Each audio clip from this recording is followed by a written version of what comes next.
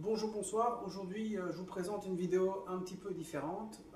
Je rentre de vacances et je voulais avec vous faire le petit point sur le caramel. Avant de partir en vacances, je vous avais proposé deux recettes. Le caramel version cookie doux avec la nouvelle fonction Thermomix et la version, on va dire, gratuite Cookomix avec le Kacook. Alors, je ne sais pas d'où vient la grosse différence, mais en tout cas, à ma grande surprise, en rentrant de vacances, je peux vous dire que les deux caramels n'ont pas conservé du tout de la même manière. Donc, dans les deux recettes, on préconise de laisser refroidir dans un récipient en verre, bien le fermer. C'est ce que j'ai fait. J'ai fait du sous-vide parce que j'ai un appareil qui fait le sous-vide, un BeSafe pour ne pas le citer. Donc, on a conservé de la même manière les deux caramels. Mais vu que les recettes étaient un peu différentes, et les manières de le faire aussi, nous ne sommes pas évidemment avec les mêmes résultats. Alors pour le premier test, ce que je vais déjà faire, c'est vous montrer la différence d'esthétique. Ici, avec le couvercle blanc, on a le caramel du Kacook version Cookomix. Alors, vous voyez, il y a comme du blanc qui s'est formé ici. C'est pas très joli. C'est assez bizarre. Les recettes étaient vraiment très légèrement différentes. Donc, on est vraiment sur un résultat tout à fait différent, alors qu'on n'est pas du tout avec des recettes très éloignées. Par contre, donc avec le Thermomix et la version Cookie Doux donc du TM6, la nouvelle fonction haute température, on est resté avec un pot qui a gardé la couleur du caramel partout. Donc pas de blancheur comme ici.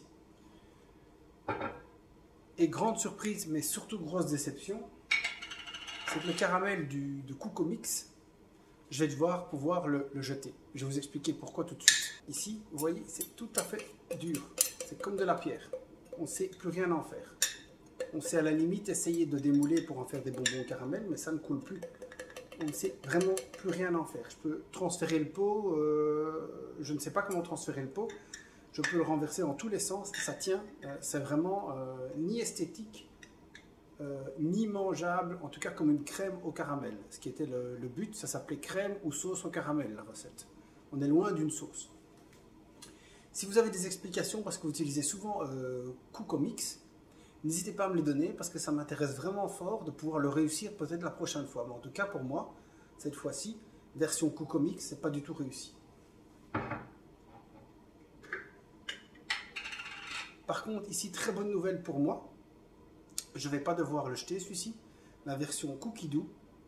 Regardez-moi ça. Le caramel est encore coulant. Donc ça veut dire qu'on sait encore le prendre et il coule encore. Donc, il a vraiment conservé son élasticité et sa texture de sauce au caramel. Il est un tout petit peu plus ferme, mais il est encore très bon.